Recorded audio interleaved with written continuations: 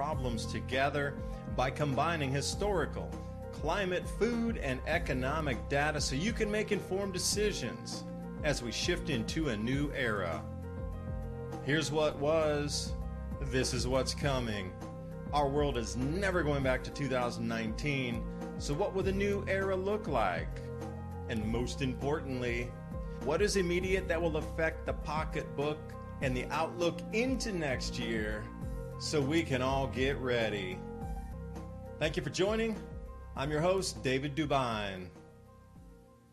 Right along here with Ransom Godwin, as always. Thursday nights, 10 p.m. to midnight. Thank you for joining.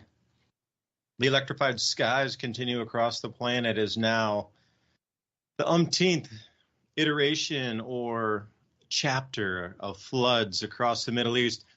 Hailstones the size of golf balls in Saudi Arabia that became so thick that camels appeared to be walking through snow.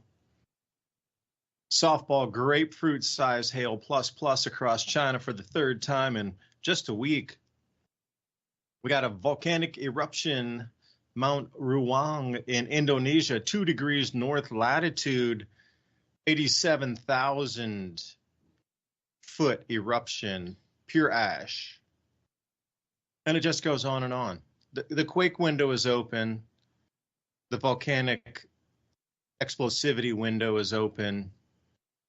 And the extreme weather we're starting to see is just the beginning of the electromagnetic effects that will spook most of the intensity and the amplification. So, Ransom, I'm glad you're joining me tonight. There's so much to talk about. I mean, if it's not the politics and this and that, it is now completely food prices, non-planting, and this global phenomenon of thunderous skies. And, let me throw, I forgot my one point here.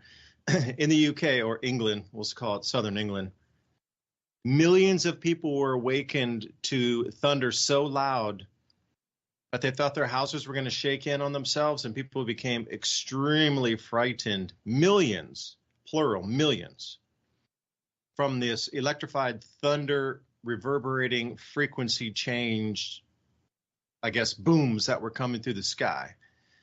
That all happened earlier today, and a friend of mine in the UK gave me the story.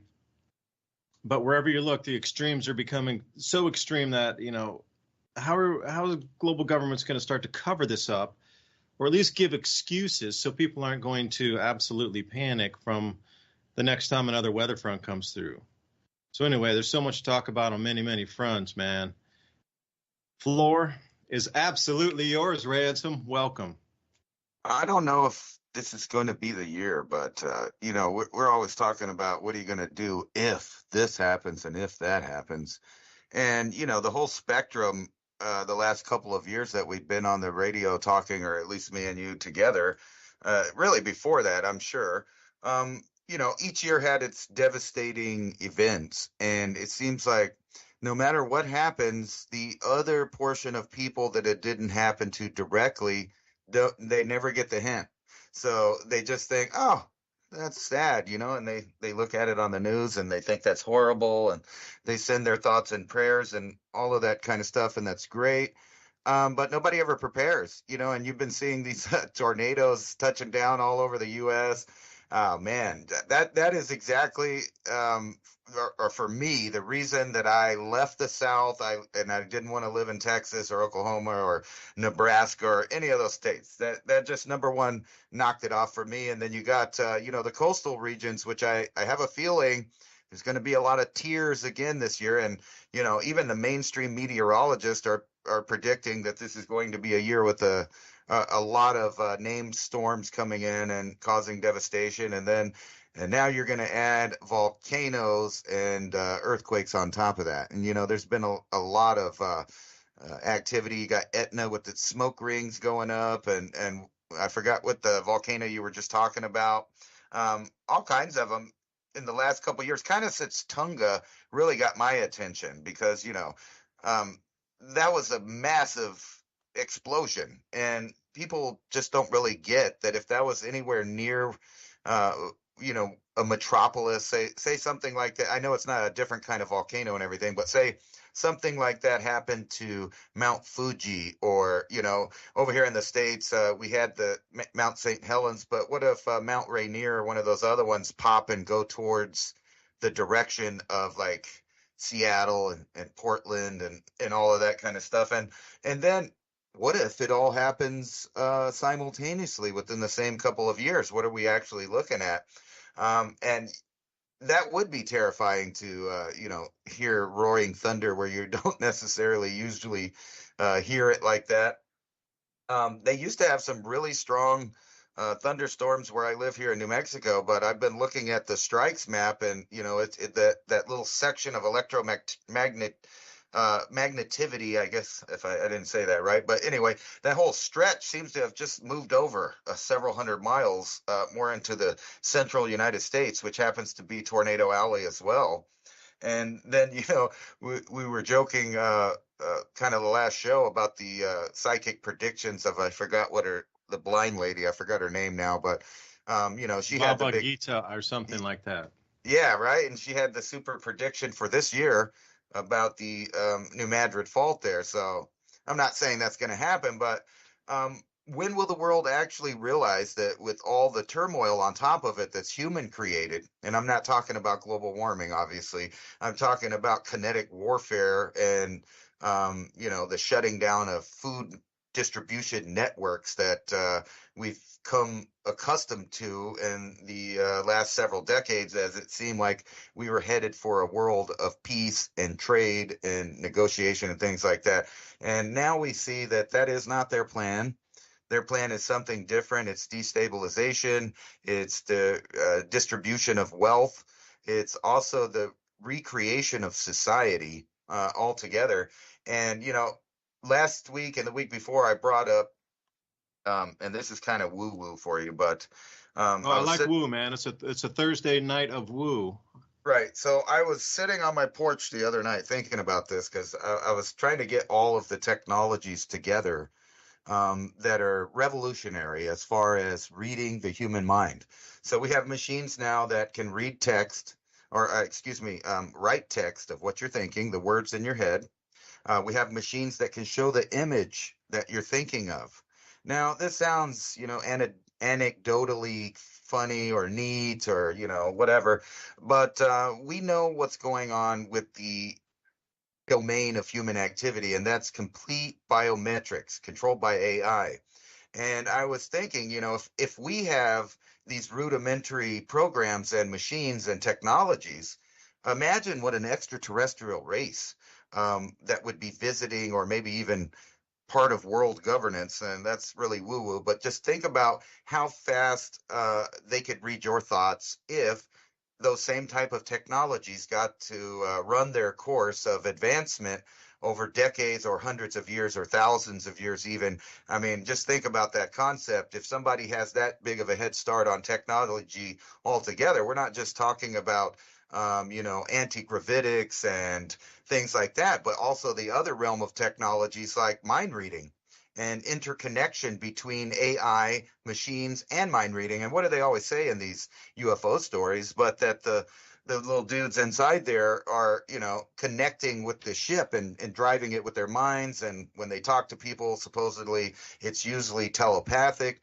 And, I always thought that was kind of corny until, I added the idea of AI and technology. And now if we're talking about those machines are in our realm of reality now, imagine how far they've advanced behind closed doors, in the black budget projects. And then also, where did they either get it from or where is it going? Those are all good questions. But really, you want to know how far have they got with it now, because it's not much to take those technologies, combine them, and put them on the little policing drones that they plan on putting everywhere. And I just got to see what was it, the CEO of BlackRock talking about how it's a good thing that, the population is declining in many areas and many countries, because that's okay, because they're going to replace the human worker with an artificial one.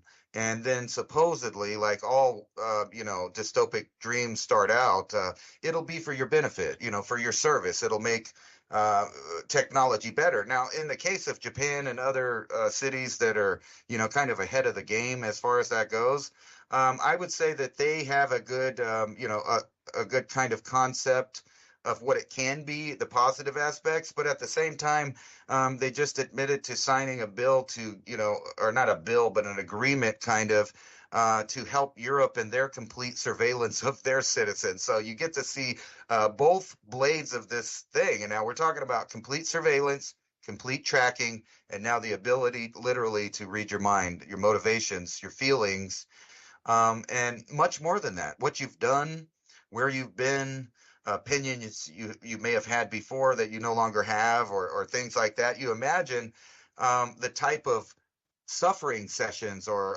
what do they call them? Now combine that with this Marxist revolution that's going on, that's being funded by these same technocratic elite that are on the top of everything. They're the ones that are funding the kind of the bottom up destruction of civilization. And if you've been watching the universities in the United States, you know that those are not A, centers for learning any longer. B, they're centers for debt collection and redistribution of wealth. These are the people that believe a lot of the time that you should, pay their bills, or share your money or your property or your hard-earned way of life that you have. You should give that over to them because they chose to go down a different intellectual path with their life. So those useful idiots now combined with these mega donors that are funding it all over the world, and this links into destabilization and actual kinetic war, which, by the way, are now operating with AI, basically what I guess you could call boots on the ground, right? We have now killbots in several theaters of war around the world. Not only that, we have certain countries that are going ahead and admitting that they're allowing the AI to decide which target it's going to, annihilate based on this or that. Now, we are also at the peak of our genetic sciences. So all you have to do is just think about these ideas for a second, and you can realize that if there is any nefarious conspiracies out there that are racial based or technological based against, just the poverty itself, they have the upper hand right now. And people just do not see what's coming. And I guarantee that, because when I go anywhere now or travel anywhere, all I see are phone zombies. And I know that those phone zombies have some weird geopolitical ideas of the world because they're directly fed those from different sources. Now imagine that source can now not only, project propaganda and ideas outward towards the public, but find and analyze and target those individuals who registered with bad thoughts or thought crimes or differences of opinion.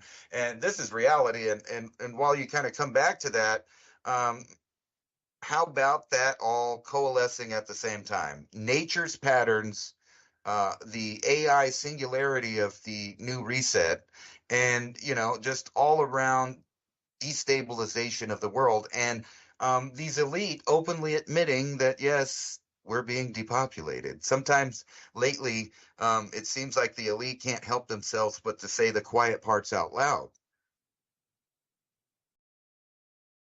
Well, the cycle's repeating as we speak. So obviously everything's going to be reset. There can be nothing left of a vestige of the old world as we move into this new world. What would you leave from the old world to bring to the new? Because people would cling to that part of the old world that they remember most. That was the same thing in the Cultural Revolution, for those of you in China, knowing about the history there. They destroyed everything they tried to, including the revamping a writing system from traditional Chinese that was used in Hong Kong, Singapore, Taiwan, and changing the entire language to simplify it. So it had nothing to do with the old world. They even went that far to create a new writing language from the same Chinese characters, but a new version of the written from thousands of years before. Anything that there was there, anything of old norms, old stories, old legends, anything that was antiques, it was all broken and destroyed. And those who could remember and recite were demonized, executed, or went to those struggle sessions as you talk about. Now, that is a very small microcosm of what is happening and what has happened, because, as I traveled over in Italy, what I noticed was when we changed ages from Aries into Pisces some 2,000 years ago, those of you might recognize that as the birth of Christ, that time period, everything that was there at the time was broken and destroyed as much as humanly possible. Not the buildings per se, but the vestiges of statues. And that people always ask, did you see any paintings from, 1,100 years ago, 1,800 years ago? No, everything was destroyed. I mean, everything. Even the marble statues. That's why they always, gouged out the crystals from the eyes, broke off all the fingers, every digit was broken off. They broke the legs, took the feet off. They did everything. Arms came off. They, everything's all chipped on the faces. They broke all the noses off, chipped all the ears off. They just completely damaged and destroyed everything of the old age. And that is one thing I absolutely unequivocally believe is as we come into this new age, there will be nothing left of our old world to cling to, because you can't cling to something old. They want you to start anew, and you completely forget yourself, your identity, your nationality, and you start fresh, where this whole new set of rules of what you can talk about, what you can't talk about, what you can believe, what you cannot believe, and your whole mind reading thing comes in here. The Borg, well, it's very much, you're covering the surface of our planet with solar panels, for one thing. Cavitating and gyrating nature left, right, and center with all these windmills everywhere. And all the audacity to block the sun because of a gas that's called plant food. And they've actually taken it to the point where they've brainwashed everybody so heavily and indoctrinated them that they're cheering the blocking of the sunlight. Like if that's not terraforming from a different species to block out our sunlight and remove our trees and fauna, megafauna, I don't know what is not. So as we come through this transitional cycle here, AI, is it an entity? Yes, it is. It's sentient? Yes, I'm sure it is.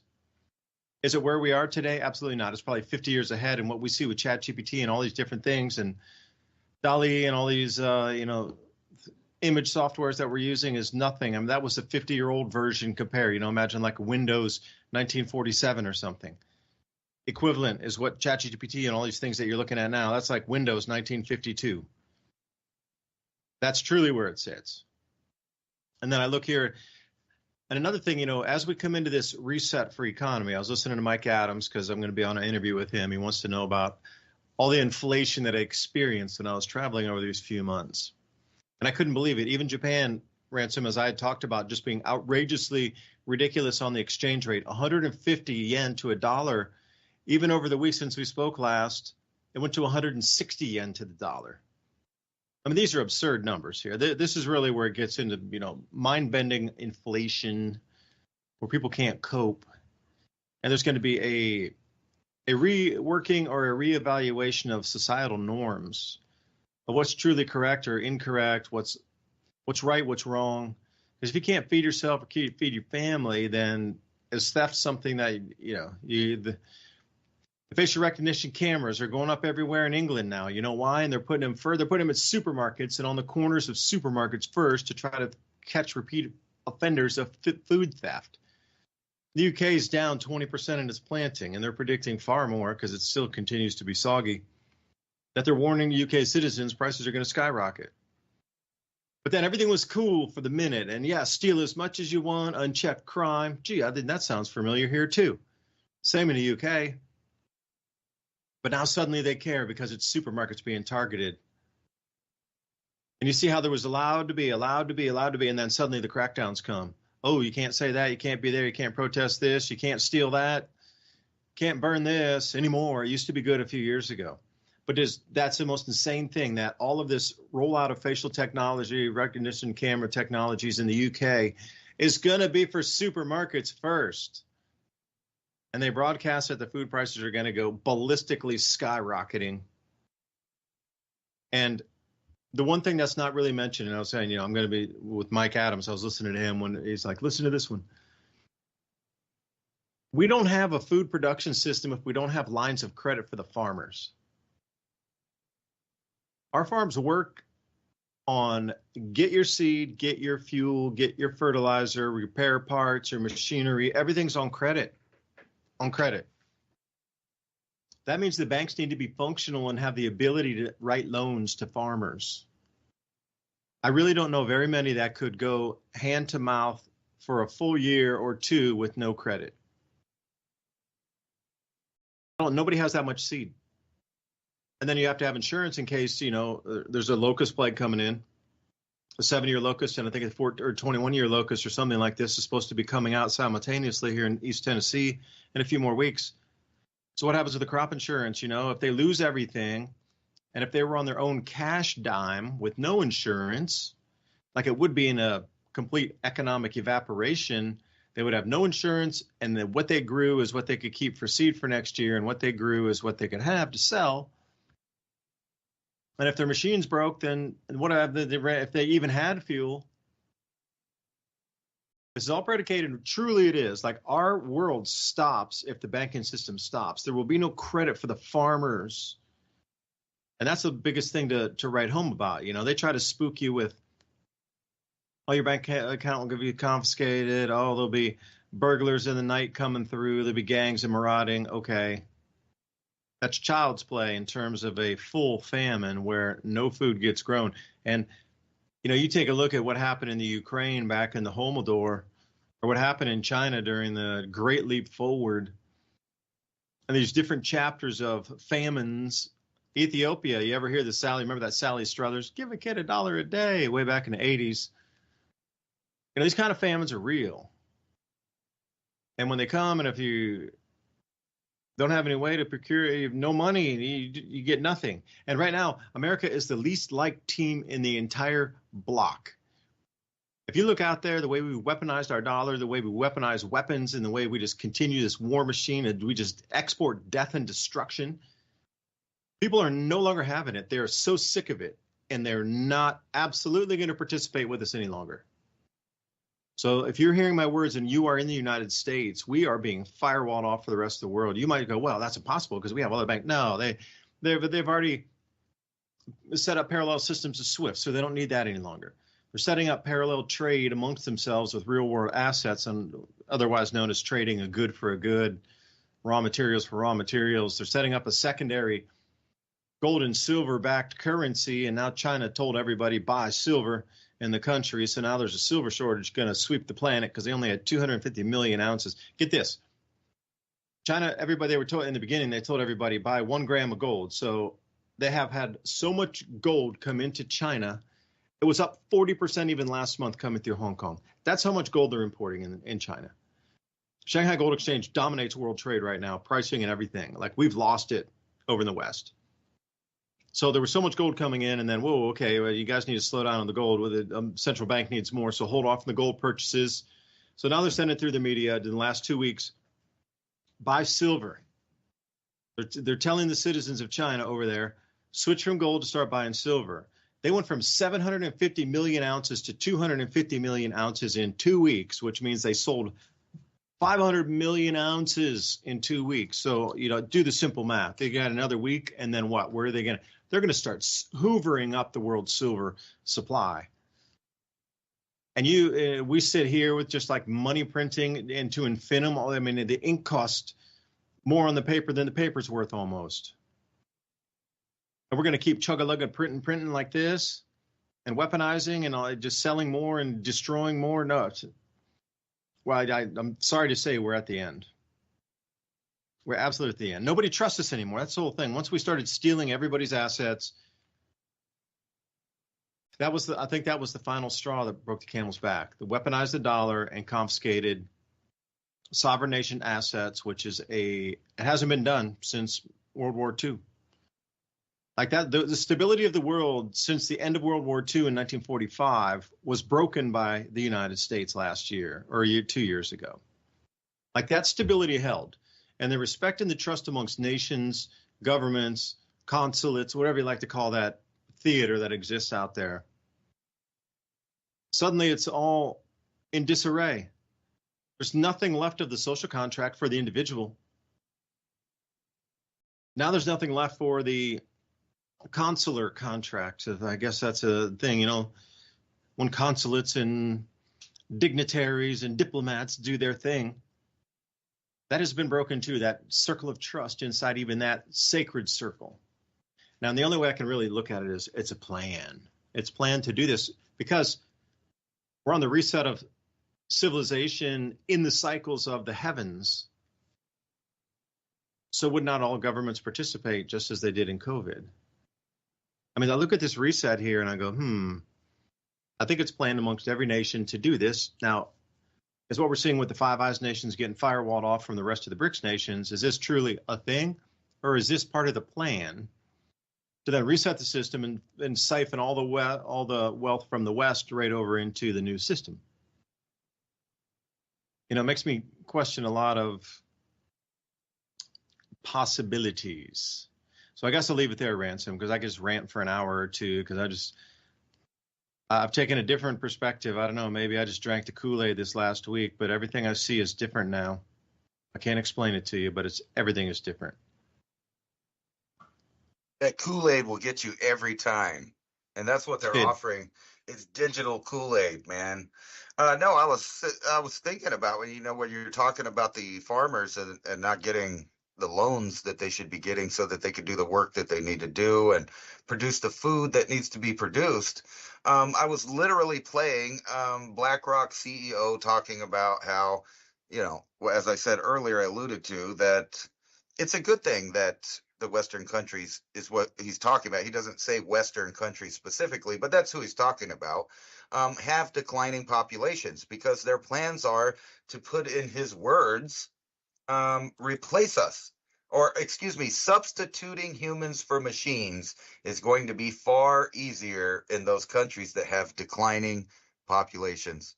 So they kind of, they're putting it out there what they're going to do. You don't need a farmer with loans. You need to replace the farmer and cut the farmer out of the loop of the food production, because we all know that that's really the main power that all governments have over its people is being able to control the food. If they control the food, they control you. They control the woman that wants to feed her kids, and where the woman goes, the kids go, and that's where the mans go, or the men go, excuse me. Even if that's into a concentrated camping zone for the reduction of said populations.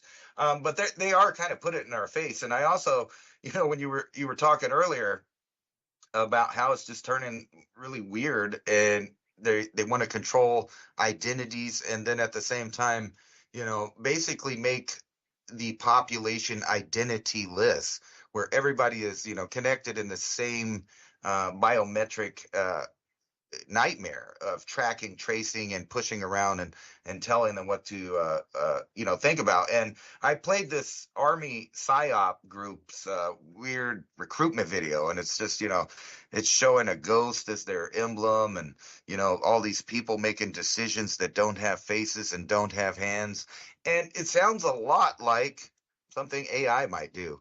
And here's an article from the Office of the Director of National Intelligence. Spies like AI, the future of artificial intelligence for the U.S. intelligence community. And it goes on to talk about how they can use it to do many, many things.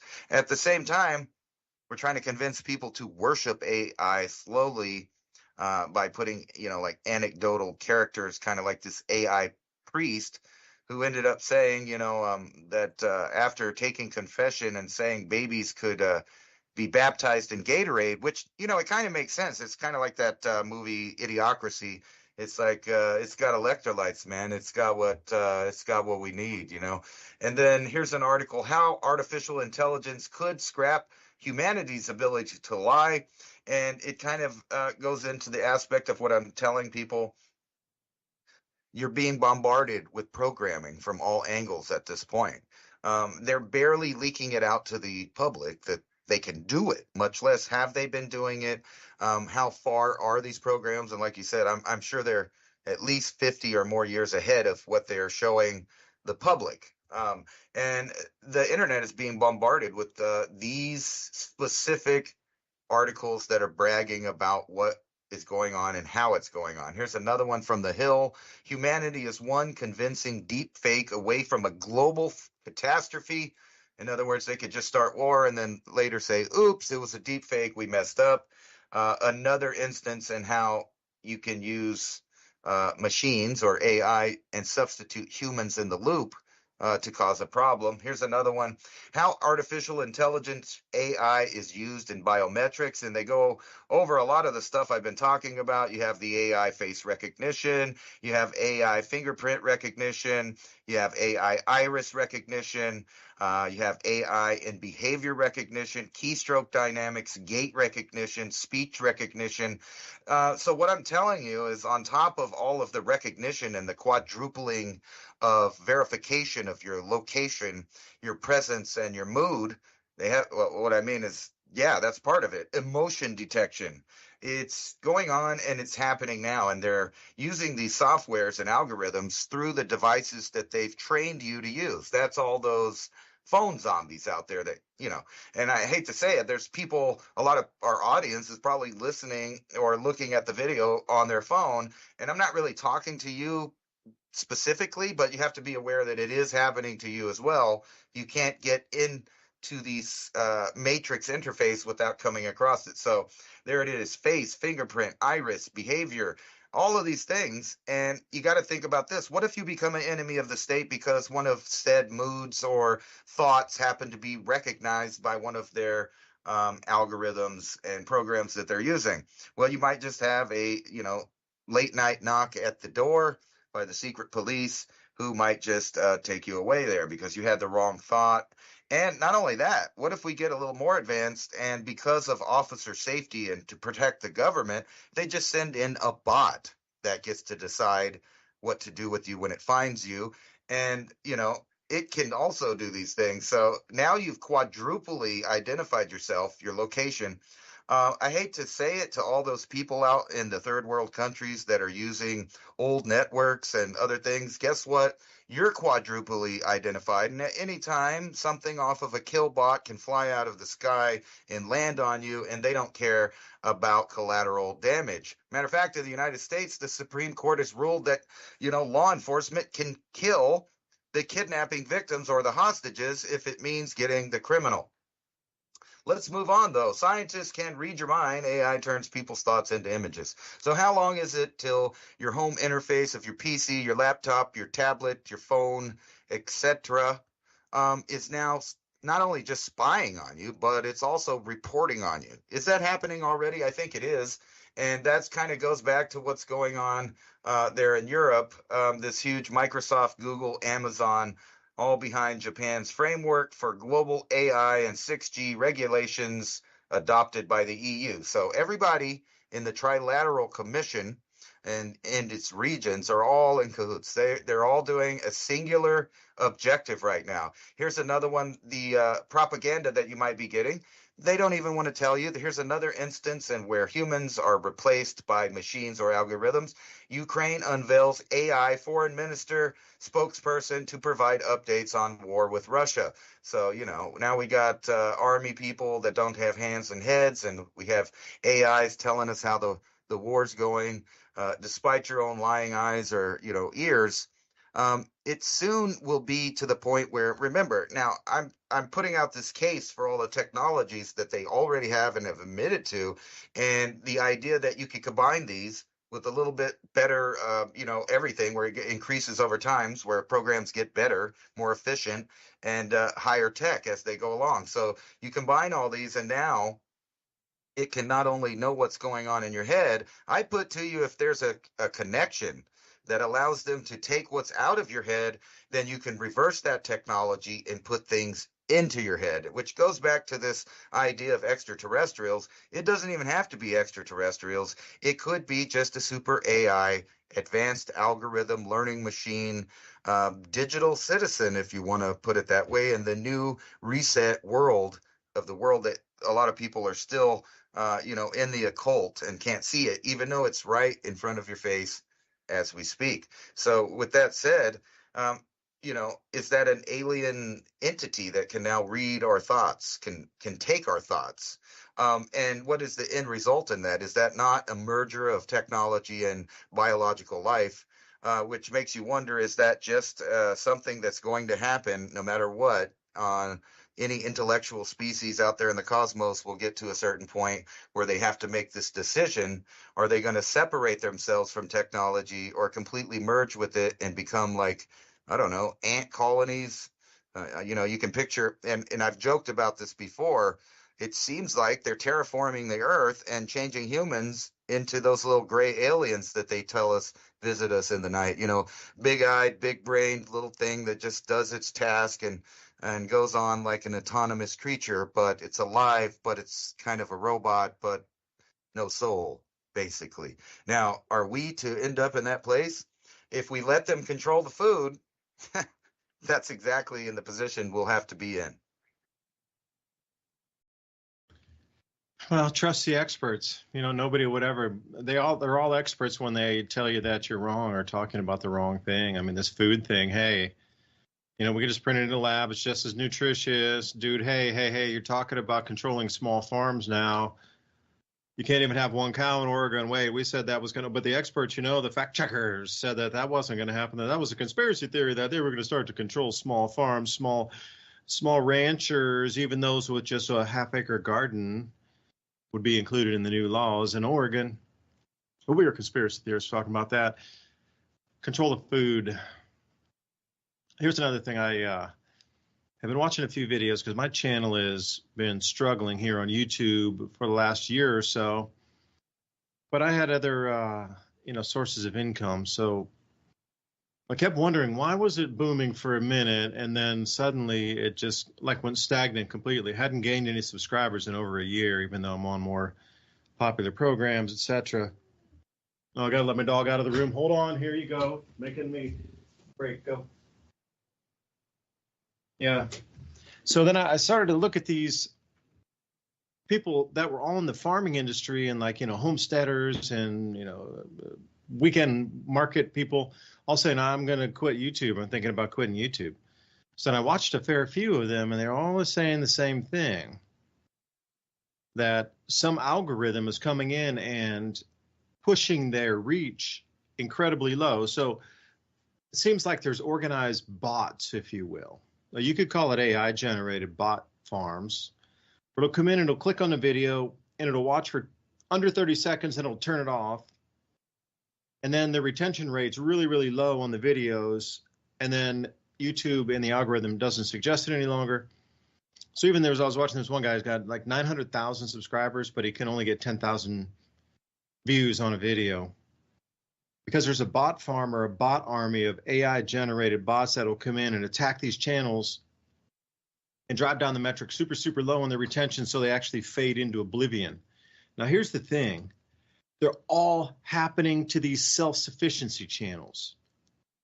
During the COVID, these things just took off like spring mushrooms, and everybody was like, wow, they'd have 10,000 subscribers. And then during COVID, after a couple of years, they're up 500,000 subscribers and they're making good money. And then suddenly it seems as if the information is being turned off.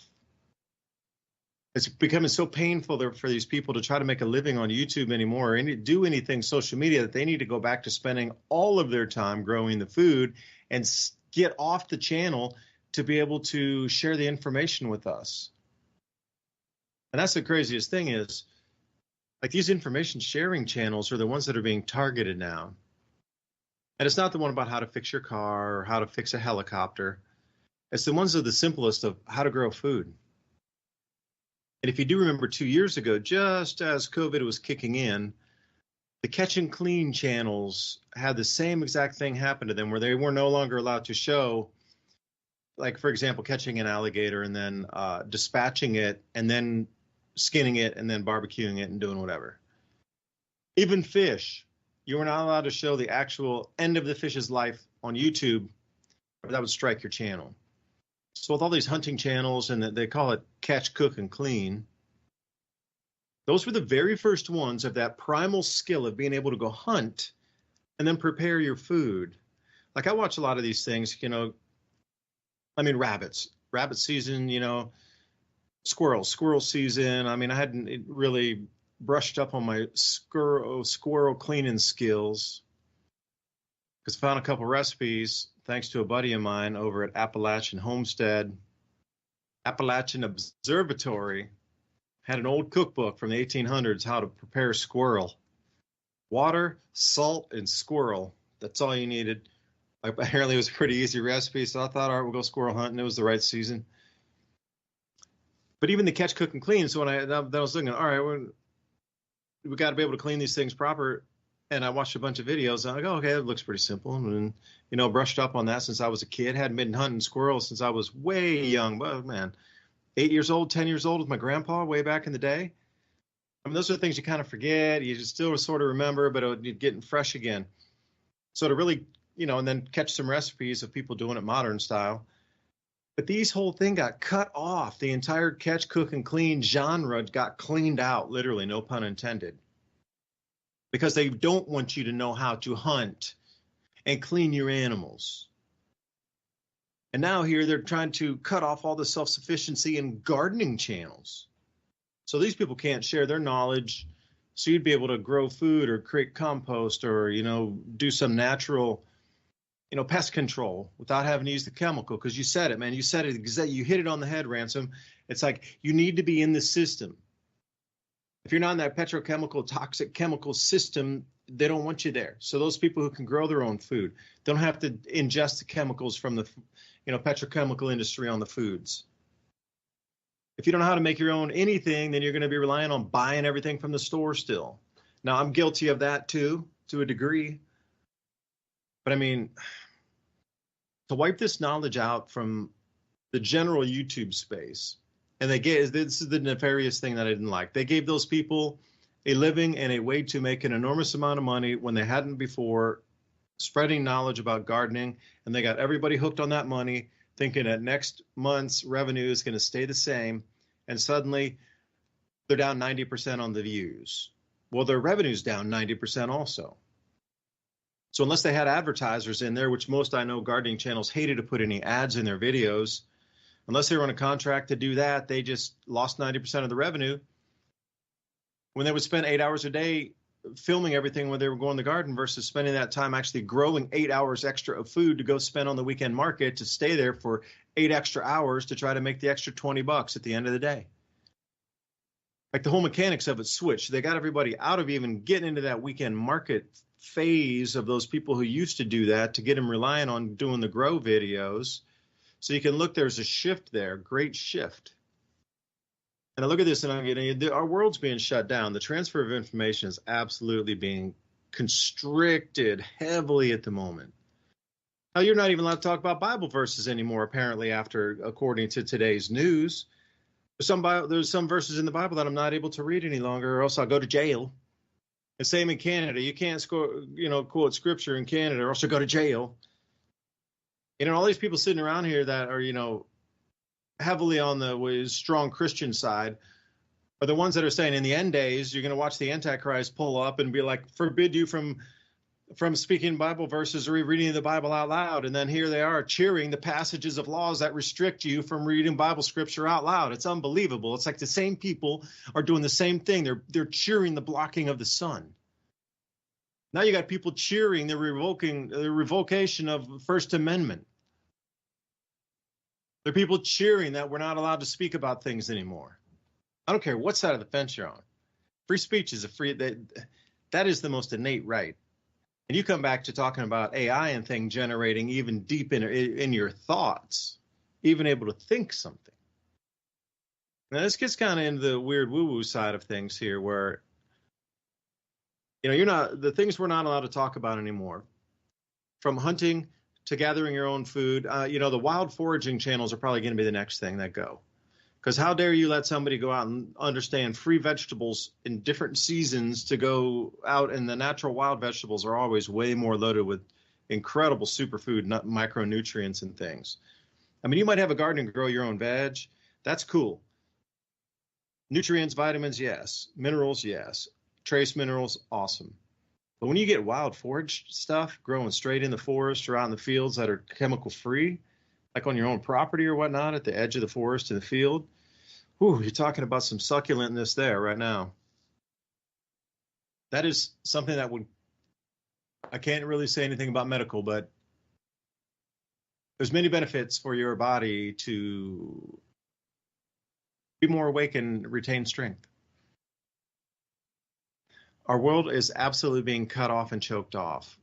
And if you were the invader as a non-hominid species, and you were invading this planet, and the hominids were in control, you would have to absolutely stop. First, you'd have to dumb them down for several generations.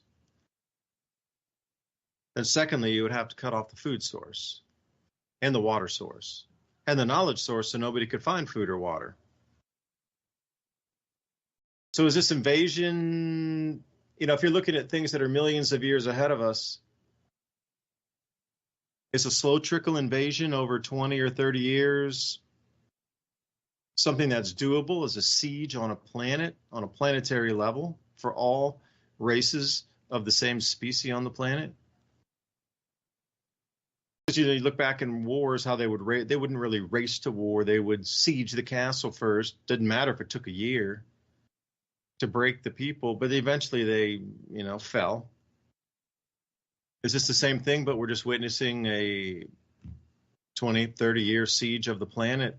And this is finally the final twisting of the mechanisms of the faucet being completely turned off. If they were to do away with the electricity, most of humanity would perish, for sure. So, you got to look at this, how the world was built up in the last 100 years, reliance on certain systems that keep our species alive. And right now, those same systems are being dismantled in unison across these same years, across all leaders of all nations, all partaking in the same dismantling at the exact same seconds in unison. So you tell me if we're being invaded at the moment on a global scale.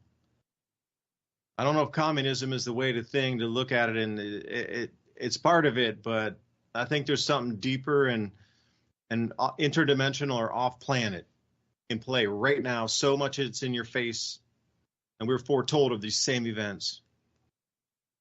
And I know you're going to say something. Dovetail it, Ransom. Dovetail it. I was just thinking, what kind of government would you call an ant colony? Is that like a communal communist nation there?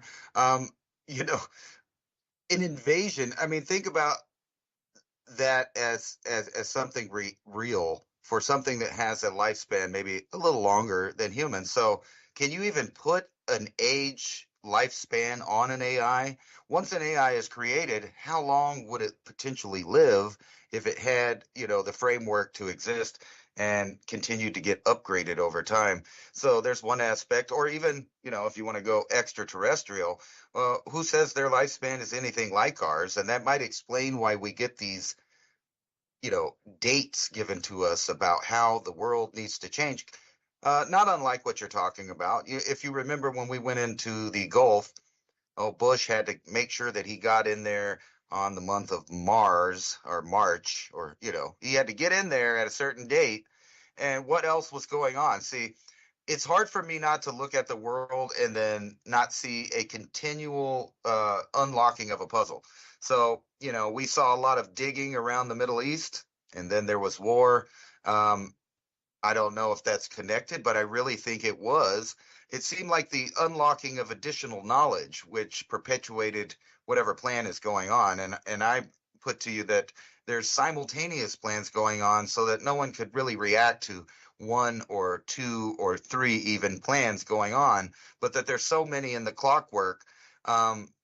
You got the Judeo-Christian ideas about how Armageddon will unfold. You can self-prophesize or fulfill that self-fulfilling prophecy. I mean, if you're the elite, you have the fears of a global catastrophe, which might be on a scale that they know about. Because think about it, all the knowledge, you can go back 2,000 years. It's all been steadily and perpetually obscured, at least the ancient knowledge of whatever happened before the last great mass catastrophe on Earth, which I would say it was at the end of the Hunger Dryas there.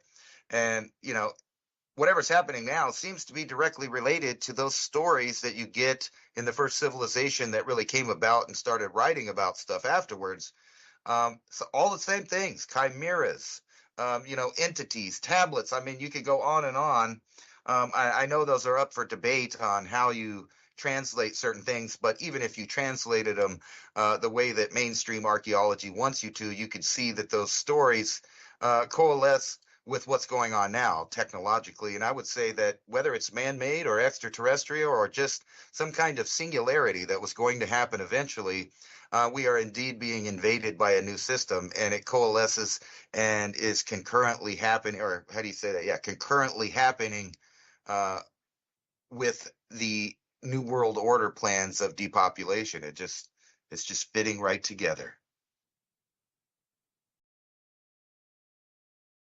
Well, it's fitting right together, right on the same time scale as this natural reset occurs electromagnetically. I mean, you're looking at the changes that are here now.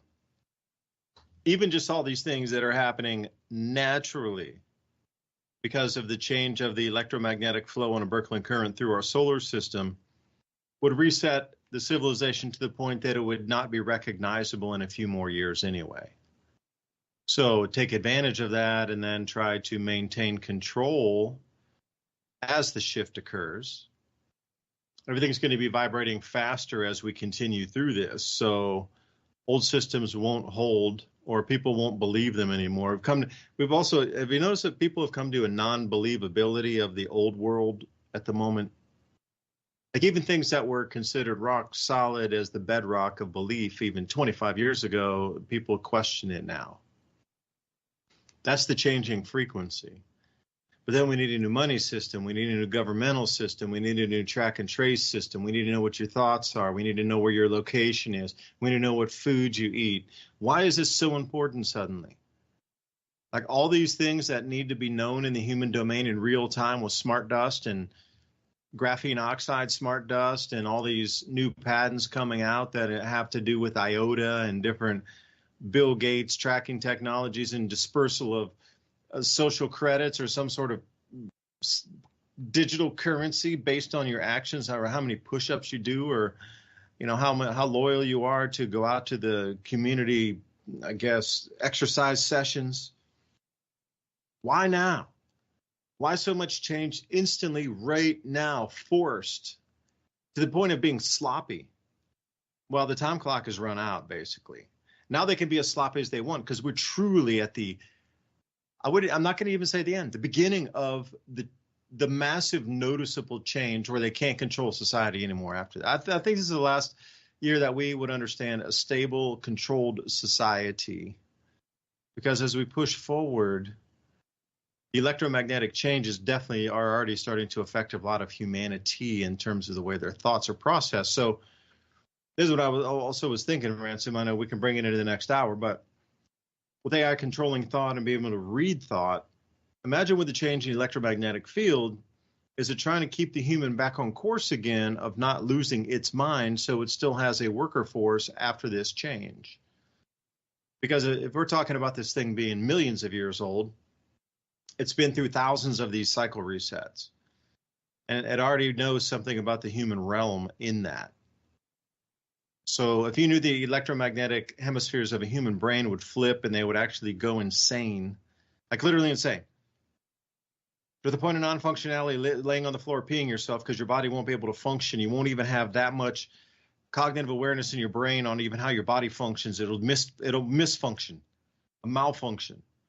Like the body will malfunction in a zero magnetic field like this as we come through some sectors of solar changes. Like as an entity that would be here much longer and understand that physiological effect, would it not try to also prevent that effect so it could keep its workforce or its slave labor force alive through the change so it was still there? And then at the end of the changes of the shift of ages, everything will be legend by that point anyway. All the books will be burnt. It would not surprise me if they sent out scouting parties to go through people's homes and find books and just burn them so there's nothing left after this. That's the kind of reset I'm talking about. Very few manuscripts. You tell me, you go find me something from 2,000 years ago, really. That's not a piece of rock. And there's very little intact. We went to a lot of museums, but it's just junk. Everything is just shattered. And you go find me a painting or some manuscript, like I say, find me something written in scrolls. Almost all of it's gone, and it's been rewritten, and this is the way we said it was written originally, so believe us, we're the experts. History is written by the victors, So it's committed this time. What will we be told about this time in 100 years from now, 50 years from now, 30 years from now? The great cataclysms of World War II and World War I, that storyline in history that they got from the late 1800s to the middle 1800s, was it truly that, or were they also sold a lie? Just under 1,500 years ago, something terrifying happened to the world's climate, something nobody could understand. The sun began to go dark. Rain, the color of blood, poured from the skies. Clouds of fine dust enveloped the earth. Winter gripped the land for 2 years. Then came drought, famine, plague, and death. Whole cities were wiped out. Civilizations crumbled, and nobody knew what had happened. It was a catastrophe that affected millions and millions of people all around the world. But what was it? A catastrophic climatic event buried in the heart of the Dark Ages. This mid-6th century catastrophe was the most important date in the history of the past 2,000 years. This event created the world we live in today, something far removed from the minds of everyday peoples of our modern times. Unbeknownst to most, the catastrophe could at any time happen again. The volcanic winter was caused by at least 3 simultaneous eruptions of uncertain origin, with several possible locations proposed in various continents. There is even evidence of an extraterrestrial factor. A possible origin for this object could be the Taurid meteor stream. This stream is the result of the fragmentation of a much larger comet some 20,000 years ago. The Earth passes through the Taurid stream in November and June each year, resulting in regular meteor showers normally consisting of microscopic dust particles. A fragmentation of the stream is thought to have occurred around 500. It is possible that a fragment could then have collided with the Earth as it passed through the beta portion of the stream early in 536, causing the atmospheric dust veil event. The relevance is crop failures for several years in a row. While the dust veil was present, it may have caused widespread starvation, leading to an increased susceptibility to disease among the remaining population.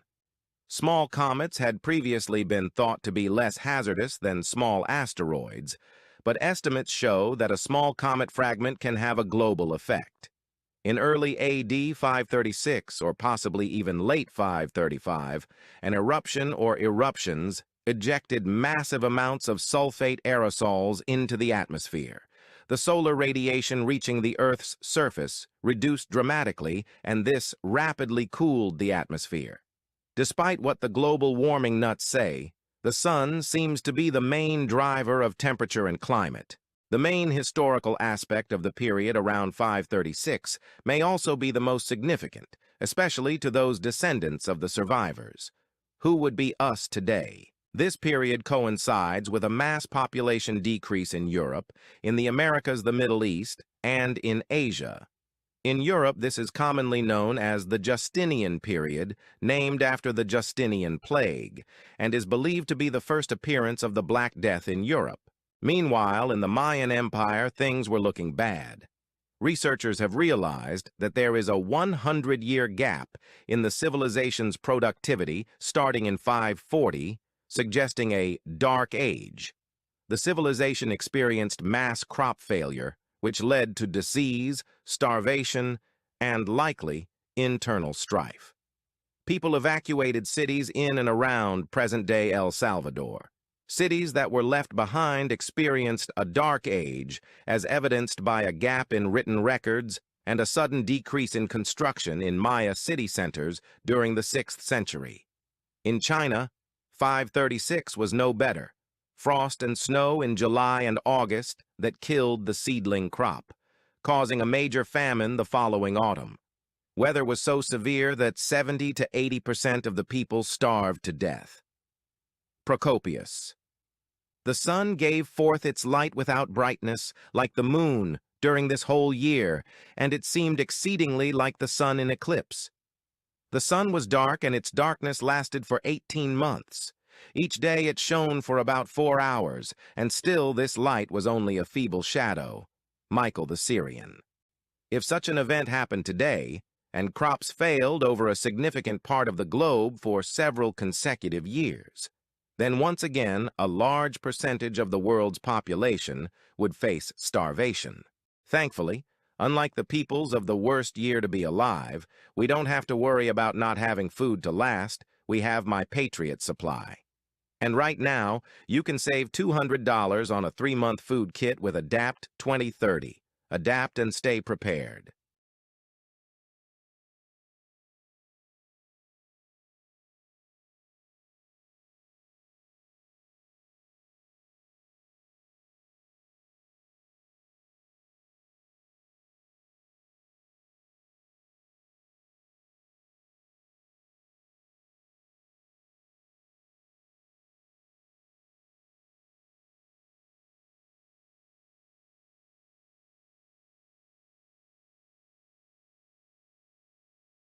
Hello.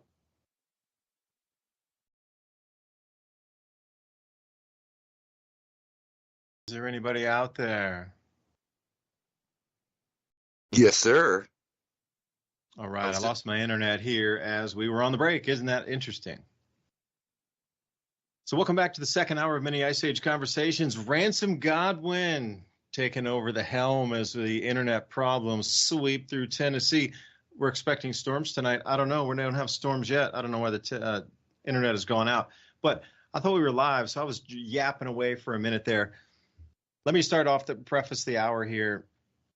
As Ransom was talking about with the reset, with the economy and this controlled everything moving, you know, we talked about the last hour. Well, here's the newest thing that I see coming up and I've been hearing more and more about. You know, BlackRock and Vanguard, which Ransom was mentioning there, we're on this tangent to buy up all these single-family homes around the United States. They own 40% of all single-family homes. Now, people started to catch on and then actually directly point the finger, so they had to start unloading a lot of these homes because, you know, there was even senators and congressmen, whatever, Congress people, whatever you want to, Congress women. Do I have to be correct? I'm just going to call them Congress critters. Were starting to point fingers also and go, BlackRock, you know, my constituents are all yapping because they can't afford a house. Like, you guys got to do what you got to sell some stuff and, you know, take the pressure off. Your plan to you will own nothing and be happy just isn't, it's too fast. So anyway, they're starting to dump an enormous amount of homes back on the market again. So watch this. There's going to be a huge decrease in prices coming up because BlackRock and Vanguard are going to sell apparently 50% of their holdings. Now, I don't have the exact number, but if you're talking about 40% of all American homes are owned by these venture capital companies, and they're going to drop 20% of those and put them back on the market at the same time. So 20% of all American homes are going to come back on listings here in the next, between now and the next 6 months. There's going to be a tidal wave of homes for sale, like an incredible tidal wave. Right at the time, all these crazy interest rates. But here's the thing. The build to rent phenomenon is taking over that area where BlackRock and Vanguard are now pushing into these home developer companies where they're building entire neighborhoods, not for anybody to even live in from day one as an owner. From day one, every single unit in these, you know, 50, 100, 200 home neighborhoods are only to rent. There will never be a buyer in there. They're only to rent. So they're building 200 homes in a neighborhood of only build to rent homes. And get this, some of the prices around Atlanta, Georgia, $3,000 a month to rent a home. That's ridiculous. So this whole thing, you know, the finger was rightly pointed. Now they got to dump the family homes, so because more people are really pointing the finger, going, this is why it costs so much. You all are in collusion buying all the homes. So now they need to they have to divest out, or else they're going to get some serious fines. There's going to be a lot of scrutiny. So tidal wave, a glut of, but nobody can afford that now. because it's too expensive with the insurance going up. By the way, I got dinged for a 30% increase in my insurance premiums, both car and auto, fire, home, liability insurance, 30%. Ding. And I'll talk to my agent, and then she's like, well, maybe next year. Also, we think we priced in most of the game. I was like, well, how much is price? Okay, I understand. You priced it in. What about next year? And she's like, well, generally they price in everything this one time of the year, and they might slightly increase your rates again next year or the year after next too. And I'm like, well, what's a slight increase? Oh, 5 to 7, maybe 10%. I'm like, you're going to increase 10% a year, 10% a year, 10% a year. Really? Yeah. Sorry. Try to get you the best rates. Anyway, Revolution Radio, thank you for letting us jaw about these topics here, as they'd say down in the South. We're jawing tonight. Thank you for letting us speak freely, because you can see the entire internet's being closed, constricted, a boa constrictor of AI around everybody's thoughts. And not only is AI controlling who can be assassinated or not, but now they're controlling what you can say, what you can think, what you even thought you can have. AI is now controlling the internet completely to turn off anything that can help another human being survive, as our planet is under siege. Thank you for letting us talk about it. If you think free speech is important, Revolution Radio, consider a donation. Ransom, I so meaningfully cut you off, dude.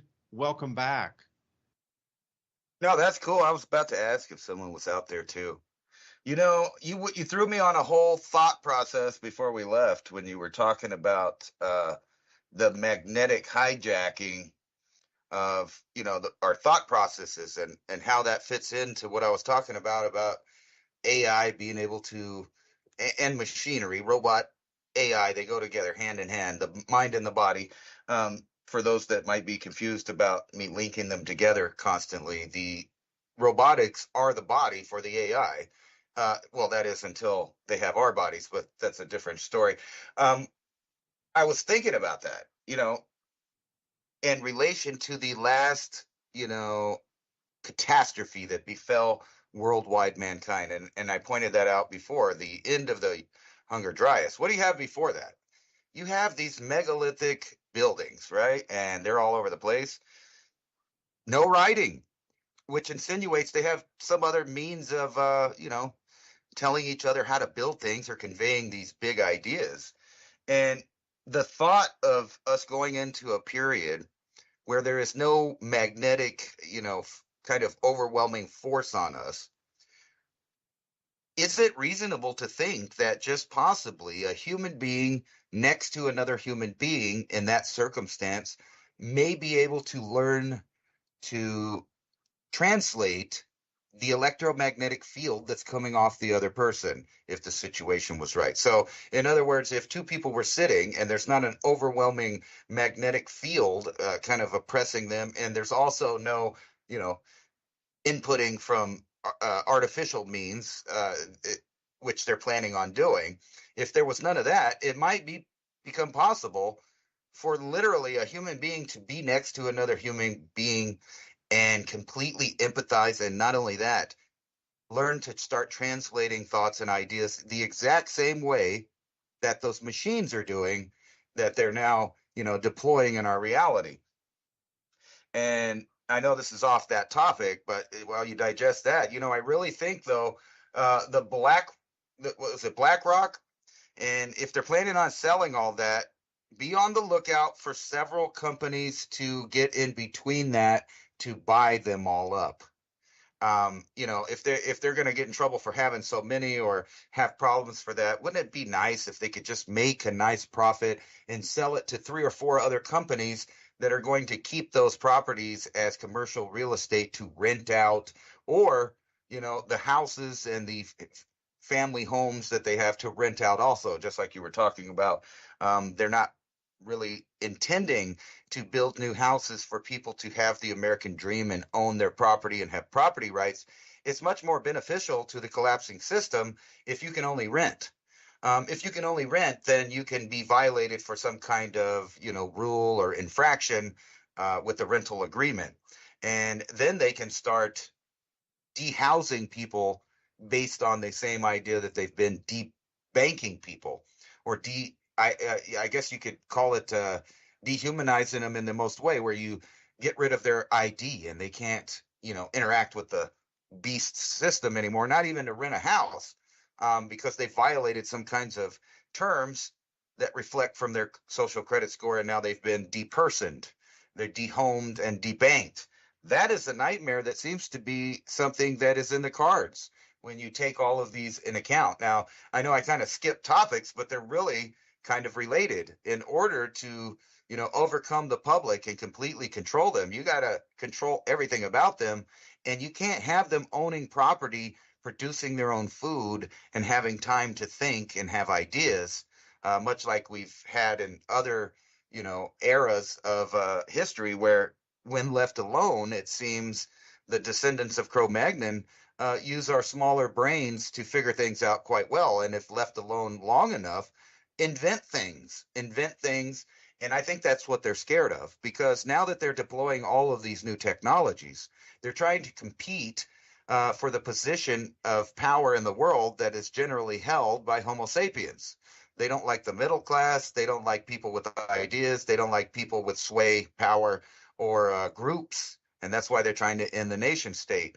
And if you can bring in this idea of a nationless, faceless population, well, of course, you would have to hand over the control of said population to an AI.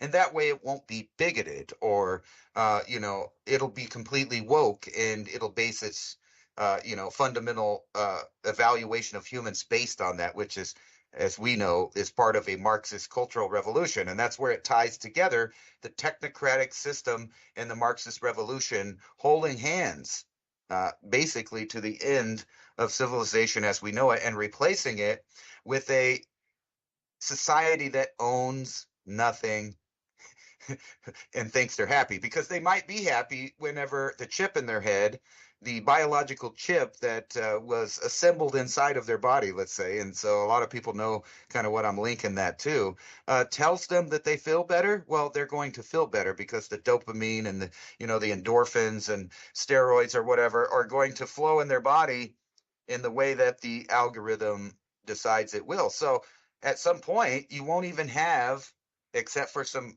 rare, mathematically, let's say, I don't know how you would put this. I guess they're irrelevant outliers that, can't fit into the system or be reprogrammed. So they'll have those and they'll get rid of them. But the vast majority of people will be easily controlled by this, and they won't even know that their emotions and their thoughts are being manipulated with such a large and complicated system that's now and we see that. All you have to do is log on to the internet, get on your phone. If you really start looking for it, you will see it, and you'll see it in the movies. You will see it in the news outlets. You'll see it in the TV shows, talk shows. You'll see it in all of the newspaper outlets, as far as internet news sites. They all have this Marxist agenda pushing forward. Even the right-leaning supposed alternate to these ideas, when it comes down to it, in the government, they always vote the same way. They always vote together. That's why we've given away, billions and billions and billions of dollars to protect other people's sovereign property, but not our own, because here they want to end that idea. And how are they going to do that? Well, the bottom line of that is they have to cripple our ability to produce our own energy. And that means no private property and no growing your own foods. You'll have to stick to the mandated rules and regulations of whatever place you've occupied that you now have to pay rent, which is basically a slave idea. And we've always had a portion of the population voluntarily living in that, because they didn't want to save, or they didn't want to be, in uncomfortable positions for as long as it took to actually own property and be there. And, I'm guilty of that too. In my young years, I wanted to have a good time. So if someone would have told me in kindergarten that, you don't have to worry about anything else in the world, just figure out how to grow your own food, cook your own food, store your own food. And to do that, the very first thing you have to do is own some land, even if it's a small piece of land, just a place to put your things that belongs to you legally. Now, I don't know how long that ideal will last. say you get a 95%, corporate and government ownership of all property, along with the Marxist agenda, they might just decide that you're not the right person to own property in the first place. And that goes back to what I was talking about. But yeah, I think they're trying to block out whatever singularity was going to happen with the human species, to loop back around to the original thought there of the magnetic field possibly being less and them having to act fast to counteract whatever result that might be in the human condition. What do you think? Back to you, Bob, with the weather. Yeah, it's something this way coming. I mean, then you look at the setup of all the 5G, and you look at all the computers and all the Wi-Fi signal around us. It's almost as if this frequency field was built in advance. We might consider it advances in technology. But again, if you're going to invade a planet and you're so technologically advanced that you're doing it in a way that the planet doesn't know it's being invaded, and you knew this singularity was going to come through, and the only thing between you and this singularity, and once this sweeps through, you got another 12,000 years, another 26,000 years until the next singularity pops through. So you get 12 more years of rulership on this planet if you can stop the upgrade. That's the whole thing. But then if you have the technology and you start to introduce it 100 years before, then what? Then we're saturated in this soup that also interferes with that. You're talking about magnetic hijacking, I think the way you termed it. There would also be frequency hijacking. I mean, myself today, I walked around barefoot twice in my front field. It felt good. I always try to walk around barefoot because the hawks are all around the place right now because we got a bunch of new geese, little goslings everywhere, and we got a few new ducks. We got some baby chicks on. We got like 15 baby chicks. Because we're going to try to bring up the egg production a little higher now because, whatever you're going to buy, you're going to lose probably 30%. Either they're going to get sick and die or they're going to get taken by a predator. So if you start with 15, you probably got like 9 or 10 by the time they get to egg laying size. Because I was up to the farm co-op. I needed to get some pond liner. And I picked up one of the newspapers. It's like a little newspaper for farming community. It's only like 10 pages maximum, one of those free things they give out every couple weeks. But they had some land listings here, and I want to read one for you. 37 acres, and there's an old barn that's poor condition but could be fixed. It's in hilly country, and when I say remote, I am talking that, damn, I look at this and go, that's way too remote for me. If you were to get bit by a rattlesnake or something, you'd have a very difficult time driving down mountain. Especially if they bit your foot or your hand or something, or if you're in real pain, if you hit yourself with a chainsaw, has some serious bleeding wounds. Like I don't know if you'd be able to get out of there. It's too far back. And you're going down a logging road for access to this place. 37 acres in the middle of absolute nowhere. And they still want $500,000 for 37 acres of 100% forest, not even a single square inch of, pasture land. This is hilly, prime forest down a logging road. Well, they call it a service road, forest service boundary road. And $500,000 for 37 acres where you plop in there, you got start from zero scratch. There's not even a driveway in there. And this is the kind of land prices they're asking for now. That's ridiculous. I saw that when I was waiting to pay, and then I had a quick chat. I was like, well, you ever thought $500,000 for 37 acres of forest up a hillside? And people just, oh man, it's just the way it is. Things are going up, But who is going to own some of the property at these prices? Because I don't know if anybody chalked the FMOC minutes yesterday, which the Federal Reserve's news conference on if they were going to raise or if they were going to lower rates yesterday. So if you saw your crypto go down, if you saw the stocks go down, VIX was up, if you saw this craziness of prices up and down this way, that way, and every way, because the Federal Reserve, they were saying if we raise these rates up to 5% or whatever, we're going to check inflation and we're going to lower rates. Well, they did not lower or raise the rates, which for me and you is a very bad sign.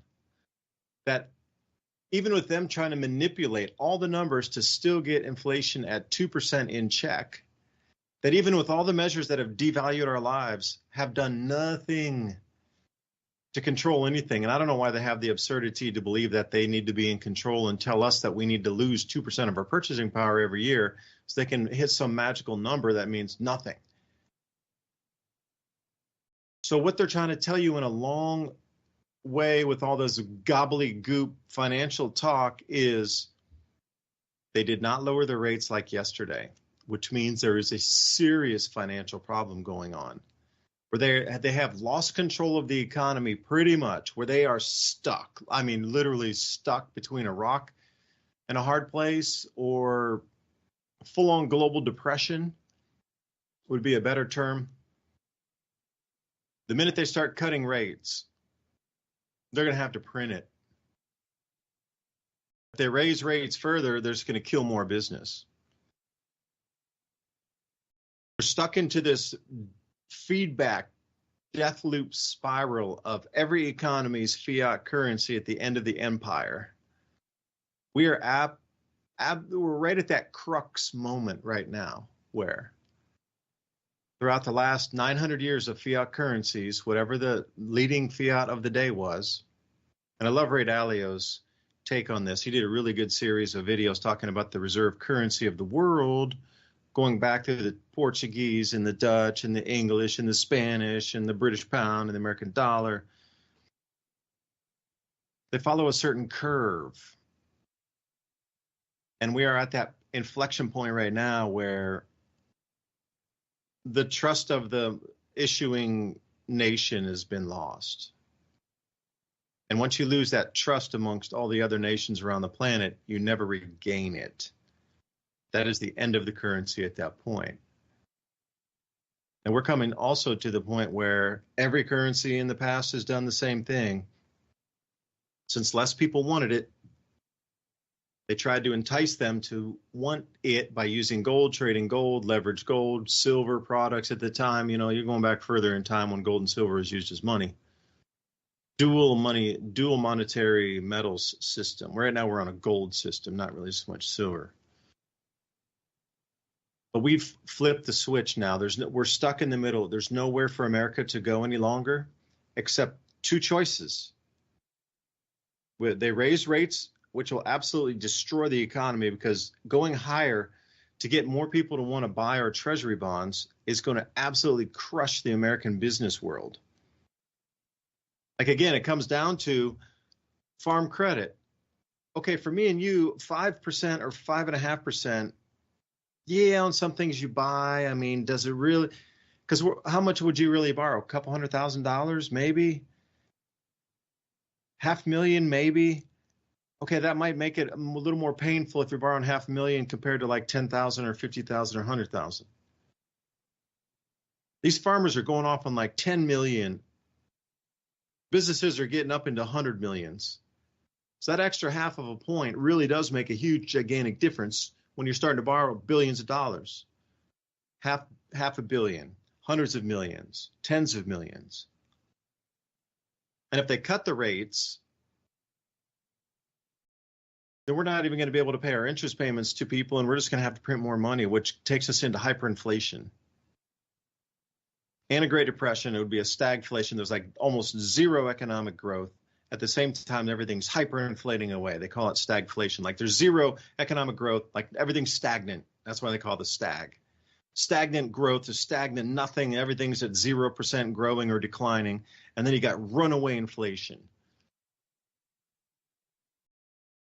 We are absolutely, if you can't grow your own food, I'm sorry, you're going to have a very difficult time moving through this. Because this thing with the Federal Reserve just yesterday spooked the entire planet. If you don't follow financial news, the Cliff Notes is the rest of the world realized that we're not the reserve currency of the world anymore after yesterday. It was conjectured it could continue, but writing's now on the wall where our money is no longer wanted, or it's not really so much wanted, trusted by the rest of the world. And without that trust, nobody will ever use our money as a reserve currency again. And now we're looking, and I have some new numbers for you. $1.7 trillion per year is what we're going to be paying on the interest for what we owe to people that have bought our treasury bonds as soon as April or February of 2025. That's not even a year from now. And we're going to be paying almost $2 trillion a year just for the interest payments. Then we need to print money to operate the government. And they need to sell more of these treasury bonds. So it has to be at a higher price or else nobody's going to want it.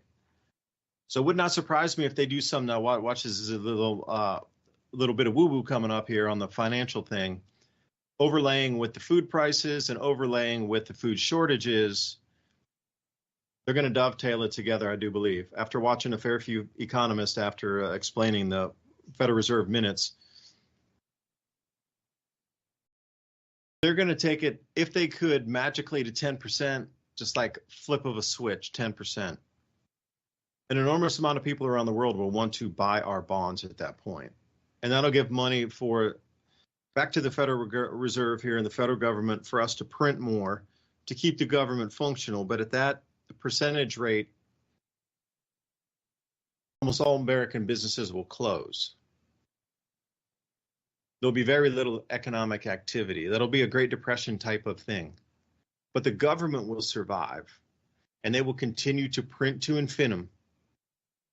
And if they raise those rates up anything at 10% or above, the amount of interest payments that we will accrue will be running up about $1 trillion less than every 6 months. So by the end of 2025, we will be up around $3 trillion for interest payments alone, which gets us in that feedback loop. Then we need to sell $3 trillion of future payments on the treasury bills to some schmuck out there, schmuck country, just to pay the interest to the people who, the Ponzi scheme, who bought the treasury bills before. And this is the death loop spiral economy that we are in at the moment here. So bless yourself. You just feel how lucky you are today to breathe air and have abundance around you, because as we look forward into this world, and they're going to use the food shortages as the reason to raise the interest rates, or is it going to be vice versa? They're going to have to explain away why your food is running to the moon and you cannot afford to eat. I was saying in the video today, we're going to have to revamp our values here. We're absolutely going to have to reassess the values of what is right and wrong as we move through these changes. Because you might go, hey, stealing's bad. Well, stealing to feed your family is stealing to feed yourself. You got a chance to heat, freeze to death in your house, or steal food. You know, these are the choices that are going to be left for a lot of people moving into the winter.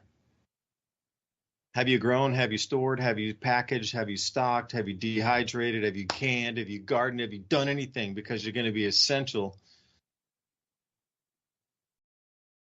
I did that story last week on Target, locking up everything in the store. You have to order. And like when you go into, apparently this is rolling out as we speak. Target is putting everything behind walls, glass, plexiglass, where they're not even going to have somebody where you can press the button like, hey, I want to get the shaving cream. Can you unlock it? It's going to be far beyond that. You're going to go into the front and you're going to have to use a computer screen and you're going to order, and they will bring you everything out. You have to pay in advance before they even bring it out to you. This is the direction it's going. And then I'd heard these stories, Ransom, and I'd seen these stories. Now Ransom, I'm asking you a question here because I want to see if you heard these same stories, because I can validate something I've actually seen people talk about now. It's probably been like 6 months to maybe 6 months to 4 months ago. I was seeing people saying, look at all these new pickup spots that they're putting, delivery spots that they're putting into all these huge parking lots at Costco and Walmart and Sam's Club and all these places, Target stores, where they were putting that pickup like they did in COVID. Well, my little small town where I live has 1,000 people out here. And then if you drive a little bit further, there's like 4,000 people in the next town. And there's this little tiny Walmart that serves everybody. If you need to get that kind of stuff, you can drive 45 minutes and get to, some larger shopping stuff like a Home Depot and thing, 45 minutes, 50 minutes away. There are now 50 pickup spots in that little tiny Walmart parking lot. And you got to realize it's only 10 lanes of parking long, because they use one of them when they get all the deliveries for the summer stuff or whatever. You got like peat moss and rocks and all kind of garden stuff overflows out into the parking lot. So you got like 10 lines of traffic where you can actually drive in and park a car. They actually took away 1.5 of those and strung it all the way around the back of the building. They took away 10% of their parking space to convert it into the drive-in and pick-up parking. Now, for me, I'm shocked. I actually want to do a video on this later. I got the photos. But before I checked, it was 19 spots even during the height of COVID for that remote pickup where you order online, you come in, and then somebody will wheel the stuff out to you and you just throw it in your car and drive away. 19 at the maximum of COVID. They just put in 50 brand new ones here.